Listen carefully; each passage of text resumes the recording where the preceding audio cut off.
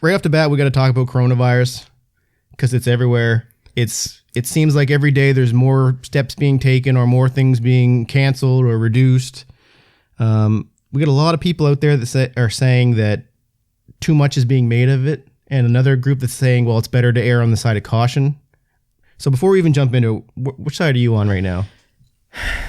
I find myself going back and forth, and it changes by the day. I'm trying so hard not to be influenced by the general media, which I think is overplaying this to get views and to not necessarily cause a scare or cause a panic, but I think they're just doing it because they know people are listening. They know people want to hear about that stuff, so they're taking advantage a little bit on the headlines and the stories. So that's just how most media companies are now, though, because fear sells, right? Yeah, exactly. So I actually track the coronavirus every single day. I have a website that shows me a map globally and for which country that there's like circles for every country, and it shows you how serious it is in each part of the world.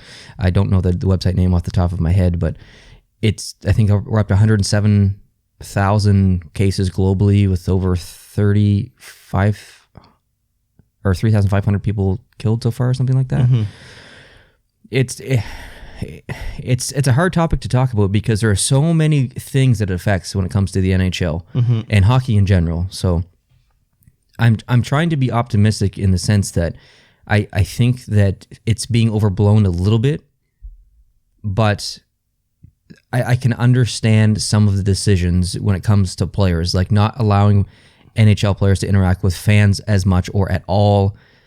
I don't know how I feel about them potentially removing all the fans from the arenas for upcoming games, and we'll get into that as well. But I struggle going back and forth. Like I don't think we should sit back and do nothing, because that would be lazy. I think it's better to be proactive than reactive. Yeah. Now, canceling the women's tournament in Nova Scotia that's coming up because of the coronavirus, I think that's a bit of an overreaction. And that was done at the request of the CDC Health Canada. That was their recommendation. Because even places like San Jose, I don't know what his title is. He's like the public health regulator or whatever. He's recommending that large-scale gatherings like sporting events should not be happening right now. And so it's a recommendation that they don't do it. And obviously, San Jose still had games this weekend. But apparently that individual can change that from a recommendation to a mandate, which legally prevents them from having those. So he can actually step in and say, no, you're not having fans in the arena. Interesting. And I know that's happening in other places around the world for other sports and soccer and stuff in Italy. And I think all major sporting events in Italy at the moment don't have fans. Yeah. Correct me in the comments if I'm wrong. Yeah, no, we'll get into it. So right now, here's the impact on the NHL. So the NHL employees who are employees of the league, not club employees, so not like scouts and stuff like that, but people who actually work for the league, they're not allowed to have international travel right now outside North America. Which is an issue because NHL is putting such That's right. a push on international, or growing the game internationally, specifically in China.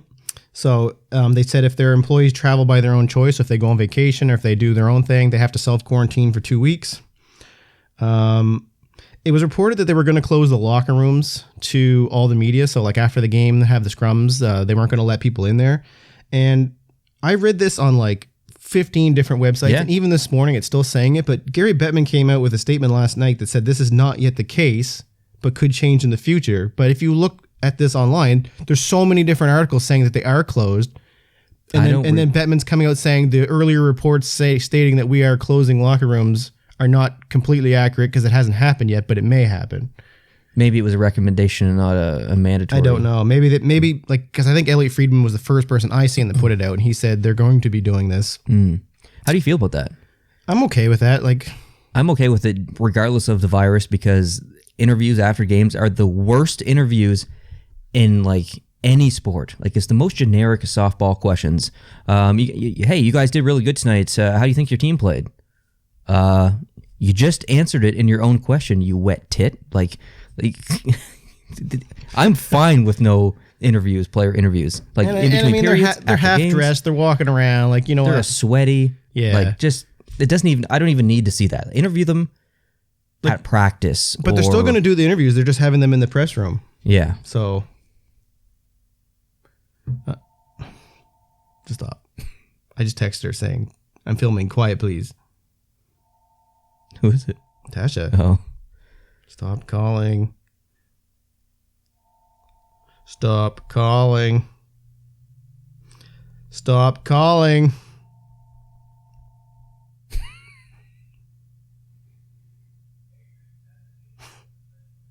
What was the last thing you said?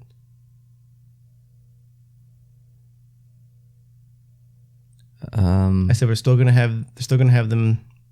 I was talking about player interviews. Okay.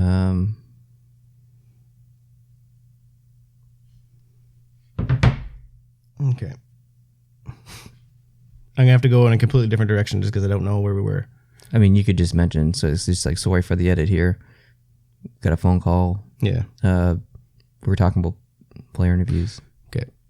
All right. Sorry, I had to quick edit that. My wife called us on 2 different phone lines. She's trying to get a hold of me. She clearly doesn't remember that we're filming right now, so we had to stop abruptly there. But so yeah, all the interviews, if they do close the locker rooms, are still going to happen in the press room. So they're just going to have like a table set up, kind of like they do in the playoffs, and like have a couple players and a coach or whatever, and you can ask them questions. It's just not going to be full access that the media is used to. I think that's fine because, I mean, in the locker room, like you said, they're sweaty. Like there's a lot of random fluids going around in the locker room. So I think that's a smart decision to be proactive. So Bettman says the NHL is staying on top of all things, and they're aware of all the possible alternatives that they may have to deal with, and they are ready to implement those alternatives if they are something they have to react to. So on Hockey Night in Canada last night, they had a little bulletin board come up with 3 points of the contingency plans. So number 1 was they have asked all teams for available building dates later in April in case some of their games have to be postponed, which, I mean, depending on how bad this gets in certain situations, there could be a lot of games postponed. It gets really complicated. Like postponing seems like it wouldn't really be a great option if this is going to be a long-term thing, which I think it's going to be.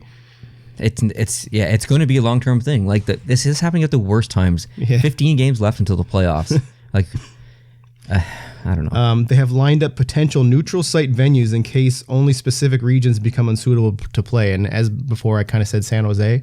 So if the guy steps in and says, nope, you're not playing games here anymore, the NHL is looking for a neutral site that San Jose can play in, and some similar situations to that. The good news is about San Jose is they're not going to be playing any games in the postseason. Yeah. So, yeah.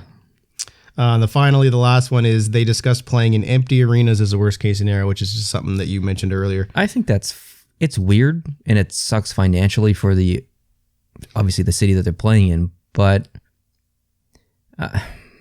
it's smart. I mean, realistically, it's pretty smart. You're bringing in 20,000 people who are all interacting and buying food and touching. You're sitting close together in these little seats and stuff. And like you were telling me the other day, there was one of the concession stands operators actually had the coronavirus, and he was handing food out to people. Yeah, I can't remember what sport that was or where. I think it was in LA maybe or something like that. I can't remember, but I mean, it's preventative. It's smart. It's going to be weird to see those games on TV when someone scores a goal and no one cheers.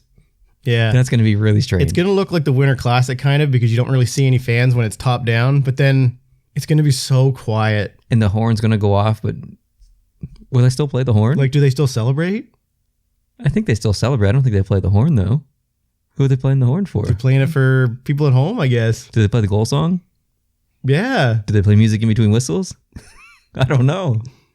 Is there an announcer? That's interesting. I don't know.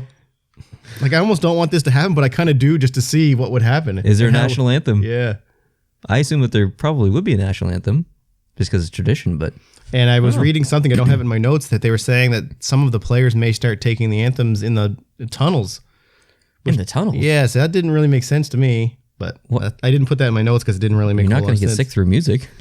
Like, I don't know if they just didn't want them out in the ice, or like, it doesn't make sense. That's where they're playing, so... Okay, so staying on top of this coronavirus, this is what other leagues have done, and a lot of this we've already brought up. So the IIHF canceled the Women's World Hockey Championships, which was March 31st, April 10th in Halifax. And like I said, that was because of recommendations from the CDC and Health Canada. At the moment, Atlantic Canada doesn't have any coronavirus cases. It would be terrible if that was the event that caused Atlantic Canada to get it. So I understand... but they didn't cancel the men's one. I don't know if you said that or not. I think it's on there. Notes, yeah, so because that is in May. Says the Men's World Hockey Championship, which is scheduled to be played May 8th to 24th in Switzerland, has not yet been canceled. He's going to wait until March 15th before making additional comment. However, he did say if there are no crowds, they will not play. Yeah, I mean... That was Renee Fazel, who's the president of the IHF. They have the luxury of having a little bit more time on their hands to see how this plays out. But, I mean, Europe is in turmoil right now with the virus. Jumping on that, says Europe and Asia sporting events are being canceled or being played without fans. So you got like 110,000 capacity soccer stadium with nobody in it. Just eerie and weird to me. It's very strange. It's very strange. And this is off topic, but I just read before I came here that Japan is offering interest-free loans to companies because of the, people aren't buying as much. The employees are staying home. Yeah. There's, all these companies who are all suffering the same problems. Well, there's a lot of weird things happening. Like they said, China's greenhouse gases are down 25% because manufacturing just get killed by this. Yeah, it has such a stock markets are getting jammed. Like it's obviously impacting more than just sports. But yeah. Oh, I also read something else. If you're into stocks and stuff, cruise lines are way down at the moment. If you're gonna buy now for cruise ships because it's a good time apparently. The last point I think I have here is the NBA has informed teams that they may have to play their games without spectators. And LeBron James came out and said, if there's no fans, I'm not playing. Whoa. He said, every game I played for the fans. If there's no fans, I ain't playing. What about the fans at home, which is the majority of the fans? I guess it doesn't matter. He said, no fans in the arena, I ain't playing. What's his threshold? Did he say Well, I don't know because I think it's either a full arena or none. I don't think there'd be I don't think they're going to limit the amount of fans. I think they're going to... Well, it's a good thing the LeBron James doesn't play for the Ottawa Senators. Can you imagine if they limited the amount of fans and they just said you have to have at least 3 seats between you and another party that's not with your party? So you're able to sell your capacity, but you have to have 2 or 3 space seating. Like, I wonder if they do something like that where you can fill half your arena or you can fill a quarter of your arena, or if it's just like, nope. Because I think technically they want anything over 10. In San Jose, it's anything over 10,000 they want canceled. I think it's 10,000. That's a good question. How do you police it? It would just be up to they would have to make certain seats available on Ticketmaster, and then... So if you had say 2 seats in between people, if a guy or a husband and wife went to a game who are traveling to the game together, but still have to sit 2 seats away from each other? They would sit beside each other because they're a party. But but between you and another party, you have to have so many seats away. And maybe you can't have someone directly behind you and in front of you either. It's like staggered or whatever. Yeah, so they'd have to figure out the puzzle. Like, that just seems like a headache to me. That's such a headache. But like, what's going to happen? Like, it's good that they're looking at neutral zone sites for places like San Jose. Because, I mean, if you play even, 5 games... Maybe the health guy steps in and says, no more games here. So you have to play those 5 games without fans. Like, that's a lot of ticket revenue you're losing. Oh, and think about the playoffs. And does it affect the cap? Like, if we start playing games with no fans in the stadiums, that's going to affect hockey-related revenue. Does that affect the projected cap for next year?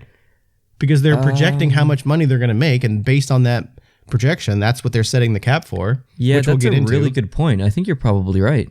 Like, I don't know how much... We're talking... like, you could be talking $1 million plus per game, depending on market. It depends. Like, some markets obviously way less. Places like Toronto obviously way more.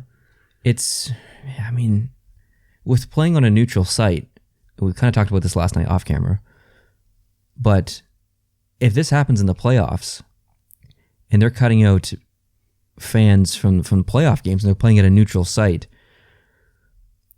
if they played every single playoff game in the same arena and staggered the time and had every player in the same hotel, all the players in the same hotel, and had like just the entire league quarantined it didn't matter. It doesn't really matter what arena it's in. It doesn't have to be an NHL arena. It could be in Quebec City. Yeah, as long as it's regulation size and Fredericton here. Like any place that can hold cameras or is already equipped with camera technology or whatever, that's probably going to be good enough. So that's going to be so strange if that happens. It'll be interesting to see. Yeah. And it's unfortunate because what if it's only sectional? What if Boston can't play games with fans, but Edmonton, things are fine in Edmonton. Edmonton can play games with fans. That's not really fair. That's what I think this is going to be. I don't think it's going to be a blanket. It's going to be, okay, San Jose, you can't play with fans. I mean, the NHL is literally just going to have to. But it sounds like to me that they're playing without fans was their third contingency option. The second option was the neutral site. So it sounds like they would move the games to a different arena before they would play without fans. Because I guess that helps with the ticket revenue, but you're not going to necessarily sell what you would have normally because it's not your home team fans going there. It's some other place that could be nowhere near the original. If they move, so we'll say San Jose plays Ottawa. Mm-hmm. They move San Jose, Ottawa, the game that was supposed to happen in San Jose, we'll say they move it to Boise, Idaho. Okay. Where maybe things aren't critical there. Mm-hmm. Do they still pack the arena with fans there? It would depend on the local market whether they want to go to that game or not. I guess, but... Yeah. I assume their neutral site would be a place that they could fill to capacity. Or they would allow to fill it to capacity. They would move it with the intentions of still selling tickets. They wouldn't move it and then also play in an empty arena. No, I don't think... I think if they were going to play in an empty arena, they would stay in the home arenas. Okay. Yeah. That makes sense. Yeah. Yeah, why would you... So they're basically looking for a neutral site... And then I think the third contingency kicks in. Okay, the neutral site's not working, or there is no safe place to play with fans anymore. Maybe like the health person for the entire United States just comes out and says, nope, no more large gatherings over 10,000. And then they'll just stay at home and play without fans, which will obviously impact financial things.